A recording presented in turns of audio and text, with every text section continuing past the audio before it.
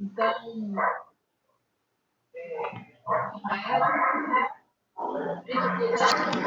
hoje a mesa redonda em tempo de pandemia. Nós vamos ter na parte de hoje 3 blocos que nós vamos apresentar agora. O primeiro bloco se refere a ou pós-pandemia de Covid-19, apresentado pela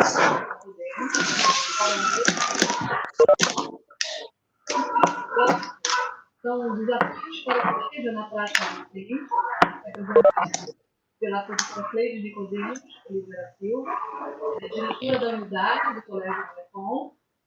E o terceiro bloco vamos ter a respeito das vivências de mesa, que vai ter relatado, ou vão ser relatados pela Gabriela Pará, pela Lorene Lima da Silva, pelo Roberto Medeiros de Ponte e pela Nilza Guimarães. O tema de hoje são os desafios para o ensino de jovens de nossa sociedade.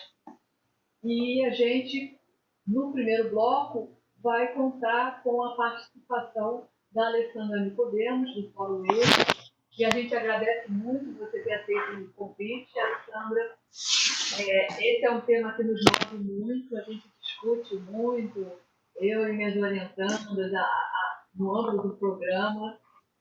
A gente tem vários desafios, mas nós temos também várias motivações, várias coisas que nos movem para o ensino do EJA, que para a gente é muito essencial, um aspecto muito interessante, e pode ser muito mobilizador, como conscientizador de cidadania.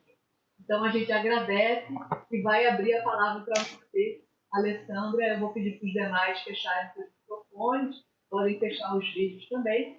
Se você quiser compartilhar alguma imagem, você pode compartilhar, todos podem compartilhar imagens, é só ir no compartilhamento de conteúdo que vai estar aberto para os palestrantes. Obrigada, Alessandra.